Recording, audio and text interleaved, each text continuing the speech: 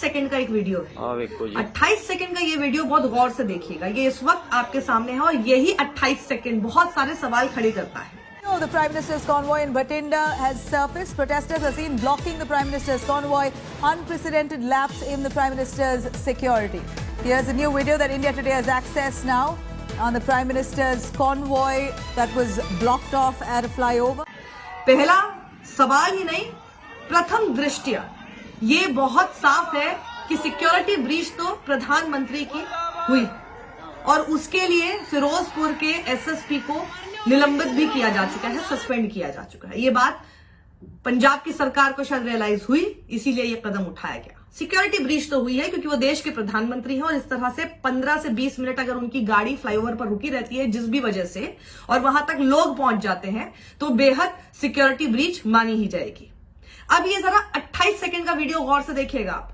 मैं आपको ये वीडियो दिखा रही हूं और अब आप इसमें देखिए, समझिएगा। इस वीडियो को शूट करने वाले बाहर से कहीं वहां से वो शूट कर रहे हैं फ्लाईओवर के ऊपर, और फ्लाईओवर के ऊपर जो शूट कर रहे हैं वहां पर आपको कुछ लोग दिखाई देंगे, एक भीड़ आपको दिखाई देगी, जिसके लिए कहा जा रहा है कि देखिए सिक्योरिटी में ब्रीच हुई और प्रधानमंत्री की गाड़ी के नजदीक तक वो पहुंच गए। बिल्कुल आप देखिएगा, बिल्कुल प्रधानमंत्री की जो सुरक्षा है, जो सुरक्षा गार्ड्स हैं, वो किस तरह से एकदम उस वक्त हरकत में आते हैं और देखते हैं कि आखिर ये लोग यहाँ पर कैसे पहुंच गए। पर अब आप गौर से और ध्यान से इस बात को सुनिएगा कि वो नारे क्या लगा रहे हैं।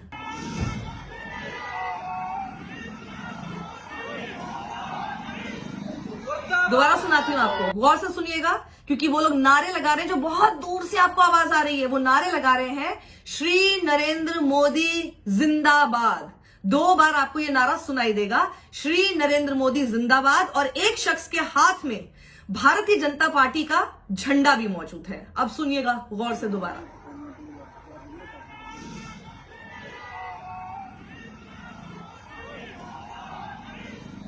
अब इसके आगे का मैं आपको वीडियो दिखाती हूं।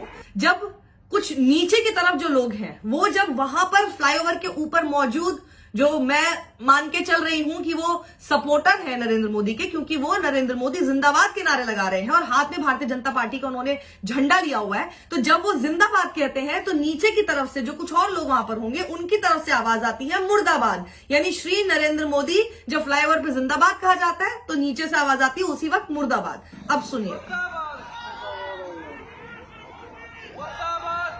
नरेंद्र मोदी देश के प्रधानमंत्री हैं और उनका रूट साफ मिलना चाहिए। उनके रूट तक, उस रास्ते पर और कोई मौजूद नहीं होना चाहिए, उनको क्लियर रूट मिलना चाहिए था। ये बात भी बिल्कुल स्पष्ट और साफ है और इसमें सिर्फ पंजाब पुलिस की ही गलती नहीं है बल्कि इंटेलिजेंस फेलियर है। इसमें देश के गृह मंत्रालय से भी सवाल करना चाहिए, अमित शाह से सवाल करना चाहिए कि आखिर ये कैसे हो गया।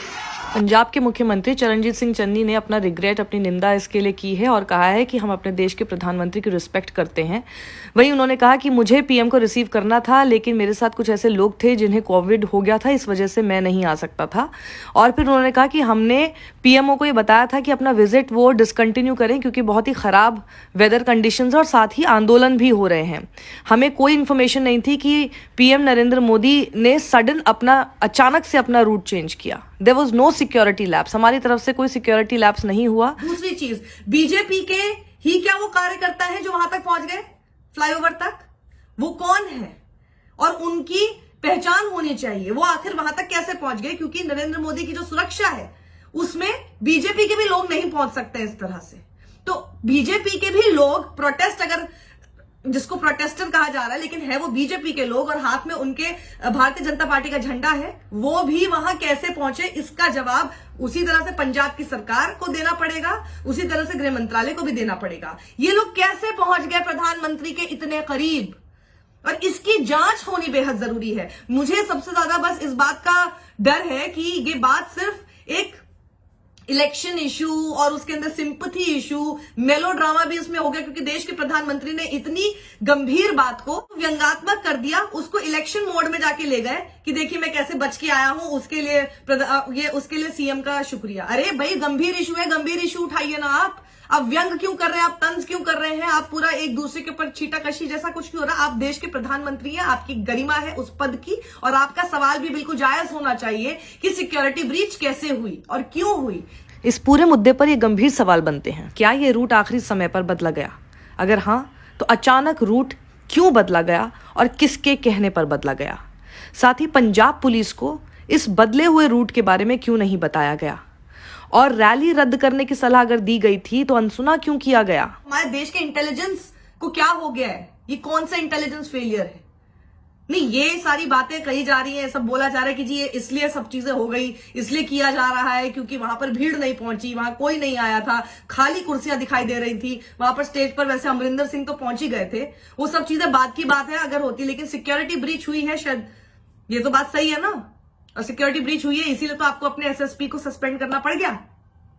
तो ये बहुत इंपॉर्टेंट क्वेश्चंस हैं जो देश की मीडिया को भी उठाने चाहिए। और देश के गृह मंत्री को आप क्यों बख्श रहे हैं, आप देश के गृह मंत्री से क्यों नहीं सवाल पूछ रहे हैं, अमित शाह से सवाल क्यों नहीं हो रहा है, तो देश के गृह मंत्री किस लिए हैं फिर, उनसे क्या सवाल नहीं किया जाएगा। प्रधानमंत्री की सुरक्षा से जुड़े हुए अगर सवाल होंगे वो भी क्या देश के गृह मंत्री अमित शाह से नहीं किए जाएंगे और उनको हमेशा बख्श दिया जाएगा। भाई आप एक पद पर हैं, आपके ऊपर जिम्मेदारी है, तो आपको आपका काम है ना सुनिश्चित करना यह कि देश के जो प्रधानमंत्री वो स्मूथली अपने वेन्यू तक कैसे पहुंच पाए। लेकिन इसकी तरफ कोई ध्यान नहीं दे रहा है। ये सब कुछ सिर्फ जिसमें पूरा मीडिया भी सम्मिलित है। सही सवाल कीजिए, सही सवाल, ये बिल्कुल सही है, ब्रीच हुआ है, सिक्योरिटी ब्रीच, इस पर आप सवाल कीजिए, लेकिन आप किससे सवाल करते हैं, आप सवाल करते हुए सिलेक्टिव नहीं हो सकते। जब हम ये कह रहे हैं कि पंजाब सरकार की तो गलती इसमें है ही है, लेकिन इंटेलिजेंस फेलियर है और देश के गृह मंत्री से इसमें सवाल करना बेहद जरूरी है, तो आप क्यों नहीं करते। ये झंडा आपको दिखाई दे रहा है, भारतीय जनता पार्टी का झंडा उसमें दिखाई दे रहा है, जिसको आप प्रोटेस्टर्स कह रहे हैं, वो वहां पे हमको सुनाई दे रहा है कि वो वहां पे श्री नरेंद्र मोदी जिंदाबाद कह रहे हैं, पर आप वो सवाल नहीं करना चाहते, आप सिर्फ वीडियो चला देते हैं ये कह के कि देखिए प्रोटेस्टर्स कितने नजदीक आ गए इन तक। आवाज आपने दबा दी, इंडिया टुडे ने ये दिखाया, आवाज दब गई और उन्होंने सिर्फ दिखा दिया कि देखिए प्रोटेस्टर्स कितने करीब आ गए। देखिए तो सही क्या वो प्रोटेस्टर्स हैं। The Prime Minister's convoy in Bathinda has surfaced. Protesters are seen blocking the Prime Minister's convoy. Unprecedented lapse in the Prime Minister's security.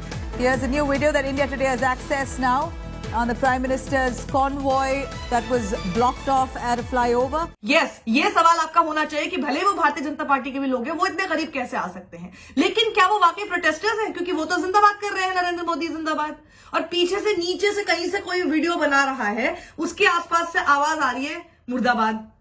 तो प्रोटेस्टर्स वहां हैं, फ्लाईओवर पर कौन है, लेकिन उसमें भी इतनी नजदीक लोग हैं, वीडियोस भी बन रहे हैं, दिखाई दे रहा है। यहां ये सारी सिक्योरिटी ब्रीच है जिसके ऊपर पंजाब की चन्नी सरकार को जवाब देना चाहिए, देश के गृह मंत्री अमित शाह को जवाब देना चाहिए। इतनी बड़ी चूक आप लोगों के रहते हुए कैसे हो गई, और जब देश के प्रधानमंत्री ही उन्हीं के काफिले में इस तरह से चूक हो जाएगी तो फिर एक आम इंसान का क्या होगा, उसकी जिम्मेदारियां भी तो आप लोगों के कंधे पर है।